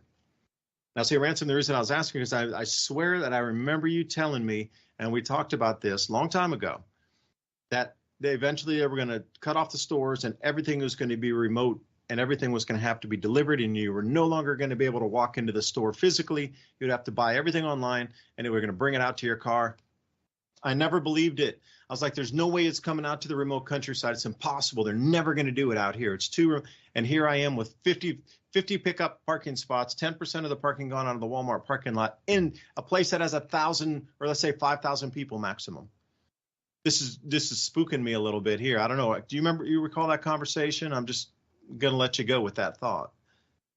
Absolutely. And I even remember writing a big old thing about, for our notes thing about that. And we've been seeing that. And that kind of ties into like the communist store in Chicago where the mayor tried to take over the grocery business and open a grocery store. Of course, it failed because the government. But yes, I absolutely remember talking about that and linking it to flash mobs. Flash mobs that go in and steal bags and shoes and electronics. That is nothing compared to what will happen when there is no food. Those flash mobs will be even bigger. They'll be even more violent and ruthless, and you'll get trampled. It'll be like almost like if they spent years psychologically testing the behavior of people when it comes to scarcity and called it something like Black Friday. And then they stopped Black Friday, as you remember, during COVID. That's about when that ended. Not the sales, not the promotions, not the idea that you're actually getting something cheap, but really they hike the prices up all year, so you're really paying more than you used to. But they hide all that in this Black Friday event, but nobody stands outside the stores anymore after all the craziness, right? And it was right about that time. And yes, I remember saying this because I realized that they had changed the inside of the stores. They shortened the racks, less rows, less choices of food. And then on top of that, we learned through the app, that you could just order your food and you may or may not get what you ordered. But that's where all the good food's at. And I realized that Walmart was catering to people that only do online buying, who spend more money per visit than the average poor person that comes into the front door and shops, might get $100, $200 worth of groceries. These people are pulling up, buying $1,000 worth of groceries, $2,000 worth of groceries.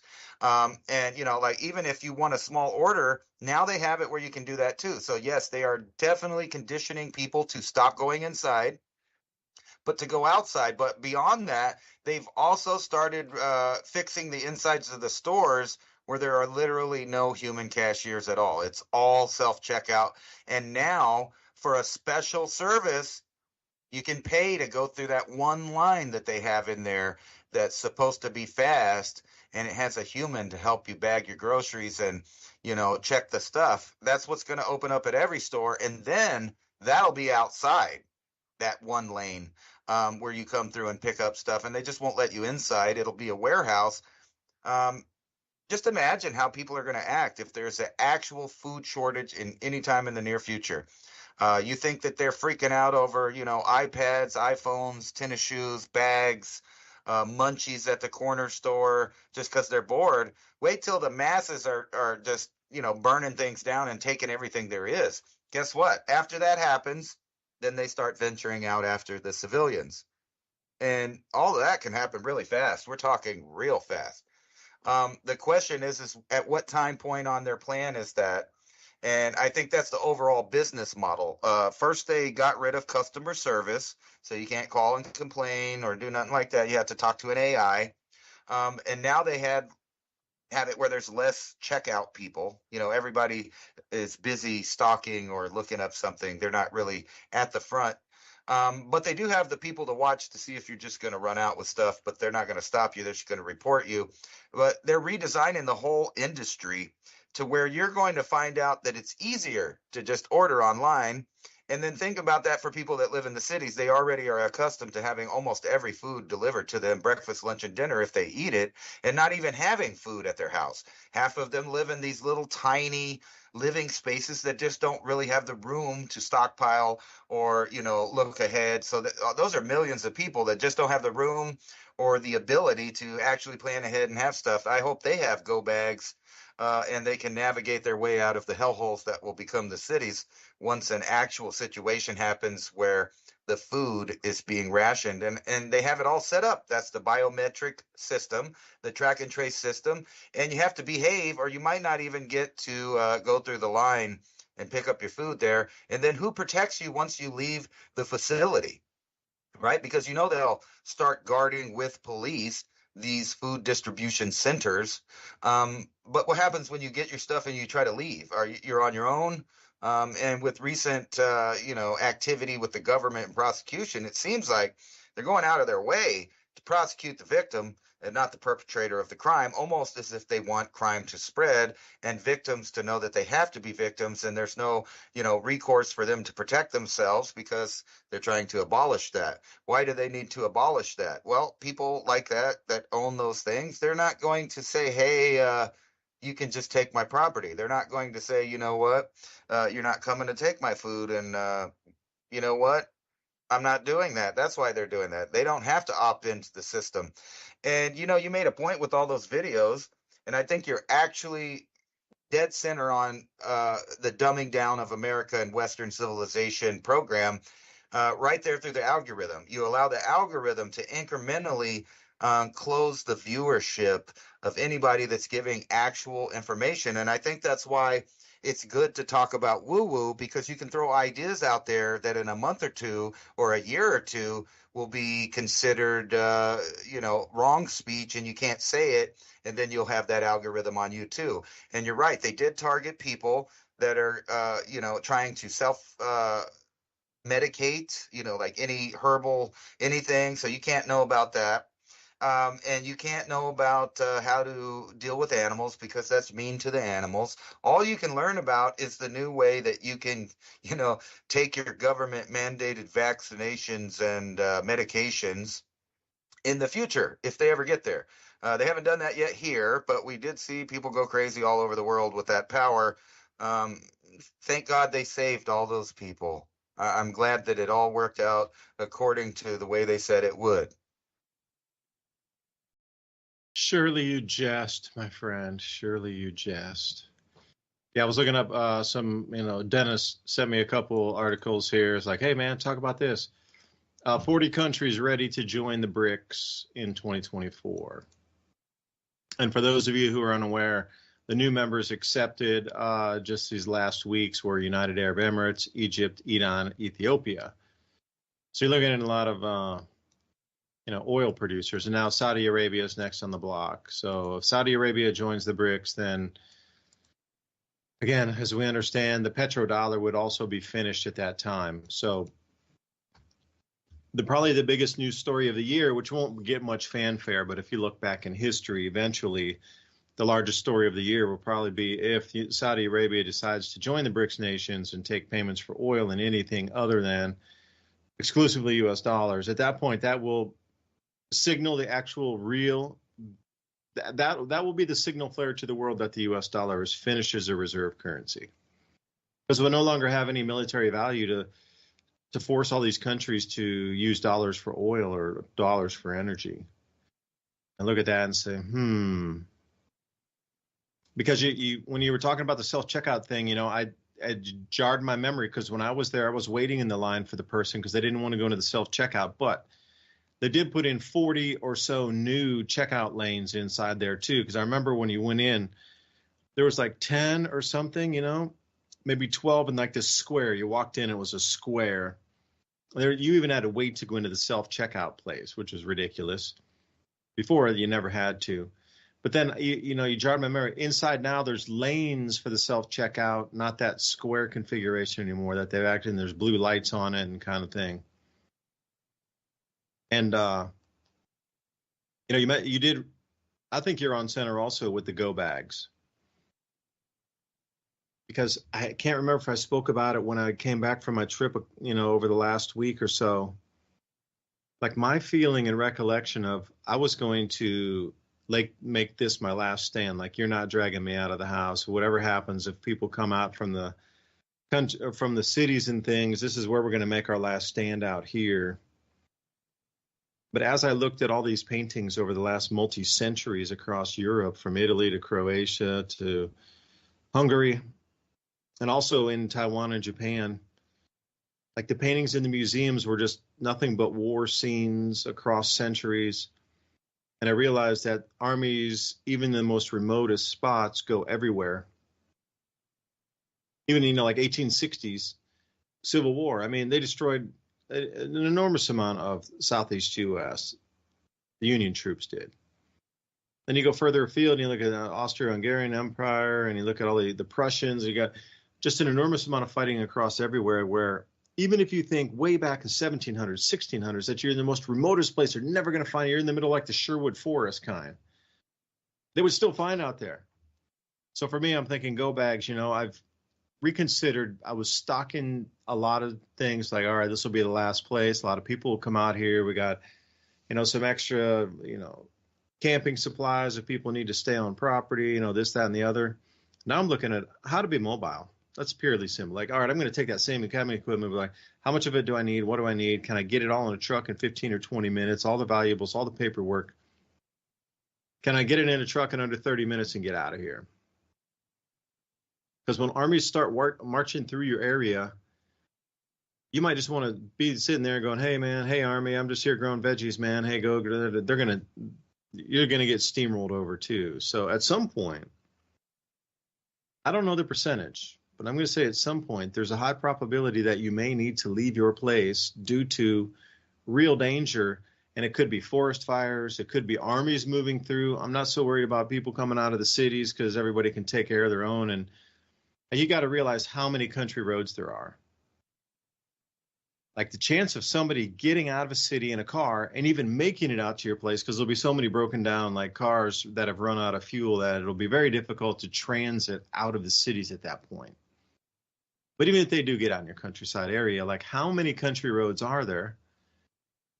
And how many chances of them actually stopping on your property or in your front driveway or driving up your country road lane or whatever and actually getting out in front of your house? I mean, it's going to be just the luck of the draw if they do, because there's so many thousands and thousands of miles of country road with thousands of farms. I mean, where would they even consider stopping first? Like, oh, that one looks good. Like, how does the city folk how do they even decide what farm to go up and try to raid? You got to consider, like, City Slicker, my sister, love her to death, but she comes down the farm here, but she's a city girl. And just loves to play with the geese and ducks and stuff. But, think in that city mind frame. You live in a neighborhood, you're living in a high rise, you're in a city. Okay, now you need to flee.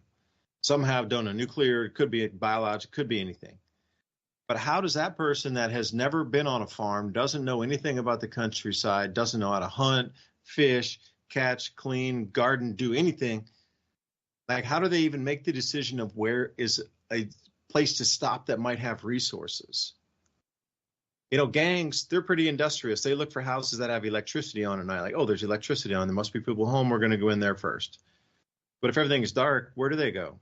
If everybody put plastic garbage bags all over the windows and there's no light emanating out, it's just like a dark house. Like, how do they even know where to go? You got gangs coming out of, I don't know, Chattanooga. You got gangs coming out of Knoxville, whatever. Like, where are they going to go? Because they're going to get met with some stiff resistance. The first shot that gets fired, those guys, whatever happens, man, that's the thing. Whoever fires first doesn't win or move past that, because, that'll be the thing that shows the hostility. Like, how do you even choose where it might be a safe place to stop? Let's say you have to leave a city, like, and you're a city, you only grew up in the city, and you only, like, how do you even choose where a safe spot or you think is safe harbor for you to stop? Let alone have resources for food. I mean, just safety is going to be an issue at that point. I mean, I look at this and go, like, all right, the chances of people getting out here, oh, it'll happen, it will. But again, just the mechanics and the metrics of it, of all, just like even people with the Rubik's Cube to get out here, turn left, turn right, turn right, turn left, turn right, turn left. You go up the gravel driveway 1,000 feet and then go into David's back property and you'll find him back there. Like,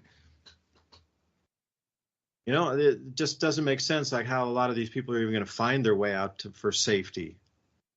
Like of the total population, Ransom, how many of them do you think will actually make it out to the countryside to even have a chance to look for resources? Like on a general, Chicago empties out, they can go north, south, east, or west. Like how many of those thugs and hoodlums are going to end up out in the countryside? I'm curious. I'm just curious what you think about the percentages. I think it'd be less than 10% of people you would have to worry about came out of the cities. Most of them are going to wait there for help to come because they don't know what else to do. And that's what most people in cities do. And here's the first piece of advice on what you do if you live in a city and this kind of scenario might happen. Don't live in a city in the first place. You shouldn't be living there. Obviously, things are going to go bad those places. If you're gambling that everything is going to be all right, then fine, stay there. But let's think about these options here. If we're talking about just, civilization falling apart into a chaotic riot, dog eat dog scenario where the military and police forces of the world are not involved, then I think the rural area people will be fine. They'll continue to grow food. They'll protect themselves. They have most of the guns. They have most of the ammunition. They have most of the space. They have most of the know-how. A good portion of them are veterans that fought in wars, or their parents or grandparents were, and they learned things from them. The same goes for those, people in the city that have a similar, background and knowing stuff. They'll know that they need to leave and they'll be ready and they'll get out. That'd be like less than 10%. But let's talk about what if it's not just the everyday average, human out there trying to figure out what's going on because everything's turned off or whatever. So human civilians, I wouldn't worry about the cities too much unless you live in one. But if you live out somewhere else, I think you'll be fine. If you know how to navigate nature, you'll be fine. But what if it's not civilians that are coming after you? In some kind of post-event situation. The idea that people are going to go just hide out in the wilderness or out on a dirt road or whatever, that's silly. They have technology now, and we've been talking about it for the last 2 hours. Artificial intelligence. Yeah, they're going to use all these tools with their bots and different things, and they're going to fly out there. And guess what you look like in a FLIR camera? You look like a Christmas light just sitting out there. They know exactly where you're at. There's all kinds of other ways to know that, not to mention that every single resource in the Western world has been marked and identified. So as an example, when the annular eclipse came over, I found a spot that was the most remote on the map. I took my family there to get away from crowds or people. And guess what? There was 50 other people that had the same idea. So if you think you know a creek or a pond or, a watering hole or a well or some kind of resource, guess what? There's 50 to other 100 people that also know that spot, and you're going to come across those people. So if it's military or some kind of police force or organized people with technology, those rural people are going to have a hard time. They're basically sitting ducks at that point. They're easy to find from the air. All the routes are actually in databases. It's not like, they don't have that kind of information and maps don't exist anymore. So if they have any kind of logistics, that's not good for the civilian. Let's put it that way. Now, let's talk about if it's a non-human force that's coming out. So strictly robotic, to go find those outliers that are still trying to grow stuff and hunt out there. Again, you'll be lit up like Christmas tree lights out there. between satellites and robotics, you'll be found very fast. Just think about all of the manhunts that go on. If you've ever, read a story about people that escape from the government, they almost always find them, and they have every resource behind them to do that. So it's kind of a joke that you would do that. Now, if it's even more than that, than just robotics or human forces, you don't stand a chance out there. Like I said before, any kind of technology that you know about or we have, if it was a non-human force, you would expect that technology to be a little bit more advanced. So let's go ahead and put the elite, black budget, Illuminati type, figures in that category. They have more technology. So if it's something that the governments are dealing with, there's not going to be much hope for those people hiding out. Now, if it's something natural that just takes down everybody, governments included, then I think the rural people are going to form a new agriculture society, an agrarian society, and they're going to be fine. It's the people in the cities that are people that will be left in coffins when the water, the electricity, and every human comfort gets turned off. Basically, it's a big roach motel with a bunch of people that are going to be preying on anyone else left there. Or then you got your option of the FEMA camp or, concentrated camping areas provided by any leftover, government forces. And I would say I wouldn't want to be in one of those areas either. Roaches check in, but they don't check out. Is that the roach motel you're speaking of? If the barbed wire is facing inward in a place that you get taken to, you're in the wrong place. Barbed wire facing outward is to keep people from outside coming in. So if you get on somewhere and then they're like, hey, come for the food, come for the safety, we'll give you a nice warm sleeping bag. And you get there and the barbed wire is facing inward with the top of the fence, so you can't climb out of there. Welcome to the Roach Motel. Be wary of what you eat or drink. Can I add one more thing to that? Oh man, please do. I brought up this idea of the technology that's at hand right now. I'm showing a article right now. Scientists can now read your mind. AI turns people's thoughts into images.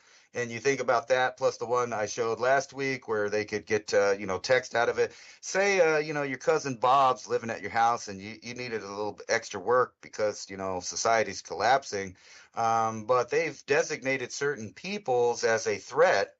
What happens if Bob gets caught in town, trying to trade something for salt or silver, or whatever it is? Well, they might just take Bob into a room and hook him up to a machine that shows them where you live, that says where you're at, that just, snitches get stitches. But what if they can't help themselves because they're not even talking? They're just being asked questions and the machines are pulling that information out. I forgot it or lost it or whatever, but I had another article that was talking about the U.S. government and how they're going to be using these kind of technologies to find out if people are committing espionage. So I thought I would just add that in there, that, even the random family member or friend may be, telling the government or whatever forces hold this technology where you're at, what you have, and where you're hiding and what you're doing there. Just a little more for that nightmare future society idea there. Well, give me a couple more sleeping pills because the nightmare continues. Remember Flash Gordon, the old original Flash Gordon, 1980s, I believe. They had the one scientist and then they opened his eyes and the machine looked in and it tries to extract all of your memories and erase your brain. And then he pretended like he had an erased brain, but then he was faking the whole time. And then when he popped back up, they're like, how'd you remember? How'd you survive the machine? And the guy's like, I was thinking of everything as fast as I could. I was thinking of any lecture, any formula, any kind of mathematical equations. The thing, I just kept thinking of things and giving it as much as it wanted as fast as I could think. Because right now that AI can read your mind, supposedly, because you're focused on a thought, so it's holding that pattern for a minute so it can kind of like hone in on you. But if you were to do the same thing, if you're going to start to think like 50 million things at the same time, like some schizophrenic ADD person that could think 65 thoughts at a time, you know, naming off just cities, naming off countries, thinking about songs, trying to sing, look at movies, recall whatever, recipes, anything. As that AI was trying to read your mind of the actual thought, even though they stuck you in the room like that and you were throwing out so much thought that you overwhelmed the machine. I wonder if that would then give off a false reading of everything that, but if you try to hold on to it, no, I'm not going to show you where the silver stash is or whatever you're talking. I'm not going to show you where Bob's salt stash is, you know, and you're holding on to that one thought, then the machine would have a much greater chance on honing in on that laser precision of that one thought of the salt stash, for a better term, versus giving it the Encyclopedia Britannica and just firing off the encyclopedia at the thing while it tried to probe your brain. I don't know, man. I'm just throwing a woo-woo out there because it is kind of one of those nights. Well, you could try the breathe in, breathe out method, or maybe you should, you know, everybody listening to this broadcast should pick up a pocket constitution and read that thing over and over and over again until you have it memorized. So if you ever end up like Bob in that chair, hooked to a machine with a bunch of guys with guns waiting to get an answer from you, you can, you can go breathe in, breathe out, and start reading the Constitution. Article number 1. Oh, bring it. Give me that cursive. Bring back that script that's disappearing. Imagine if you're like, you can read Egyptian hieroglyphs. They'll bring you in a time machine, a piece of paper 6,000 years from the past, so you can read the cursive. Oh. Let the time machines fly. We'll see you again next week. David DuByne, Ransom Godwin signing off. Bye.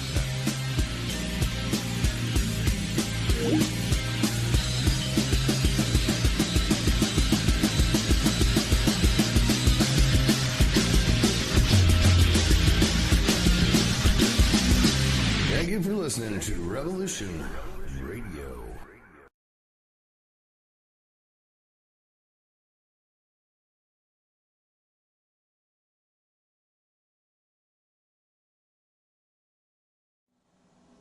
This is Mysteries in the Histories. A mysterious manuscript, roughly 250-page book written in an entirely unknown language and writing system. It's been carbon dated back to the 1400s and includes illustrations of plants that don't resemble any known species, believed to have been intended as a medical text. It's named for the Polish book dealer who purchased it in 1912. This is the mystery of the Voynich manuscript. Since its discovery in 1912, the 15th century Voynich manuscript has been a strange, mysterious cult phenomenon captivating the minds of many.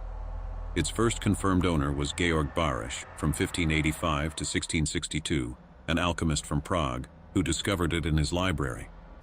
Barisch tried to investigate the manuscript's origins to no avail. The manuscript, full of handwriting in an unknown language, zodiac symbols, naked women and strange objects like unknown plants, seemed to be from another time, or even another world. For centuries, this book repeatedly changed hands. When it was purchased by Voynich, who posited that it was authored by Albertus Magnus, an alchemist, or Roger Bacon, an early scientist. People believed that Voynich himself fabricated the manuscript, although that theory wouldn't explain the carbon dating of the paper and ink to the 15th century. The book itself bears no indication of its authors, about 6 inches by 9 inches and around 232 pages decorated, not unlike others in the illuminated age.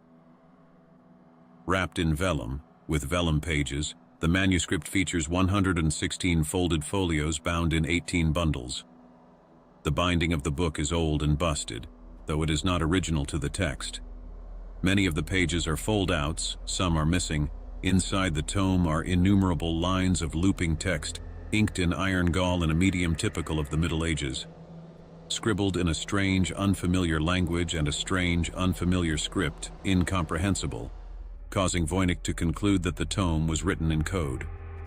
Alongside the text, unknown if important or decorative, there is an abundance of illustrations and pictorial art. Composed of inks and pigments in tones and color palettes common to the 1400s, these illustrations seem to split the manuscript into 4 separate sections, including sections about botany, astronomy and astrology, balneology, the science of the therapeutic use of baths, and pharmacology, as well as a fifth and final section, with blocks of text separated by stars. The first and largest section of the manuscript is the botany section that contains detailed drawings of plants as if from another world or a lost continent, plants no one can identify and no one has ever seen before. The astronomy and astrology section has illustrations of the stars, the sun and the moon alongside several zodiac signs. Immersed in strange shared baths, female figures frolic through the pages of the text's balneological section, while the pharmaceutical section is filled with what appears to be medicinal plants, indicated by the inclusion of medicinal bottles throughout this fantastical illustration. Like Voynich, many modern scholars suspect that the manuscript's text is a ciphered form of a familiar language, with their theories of the tome's latent linguistics flitting from Latin to Nahuatl, the language of the Aztecs and Toltecs of Mexico. Others say that the text is an artificial language or strange shorthand, and others still see the text as meaningless scribbles. The theories of the tome are, thus, all over the place, with no one opinion snagging widespread support. The Voynich manuscript continues to mystify medievalists and confuse cryptologists centuries after its supposed creation. It remains as impenetrable and inexplicable as ever. But is this truly one of the mysteries in the histories? A book on female maintenance? Maybe. Want to see the full episode? Sign up for the show notes and the link will be in next week's email. Ransom Godwin at Mountain High Time is locked in a basement writing new episodes to keep your addiction to mysteries facilitated. Signing up for the show notes, you get behind-the-scenes thoughts and points we sometimes can't relay over social media platforms. Brought to you by ITM Trading. ITM Trading has spent the last 28+ years developing a team of expert researchers and gold and silver analysts to make this possible. Simply put, we build strategies which are historically proven to protect your wealth and assets through any economic downturn. 866-834-1422. That's 866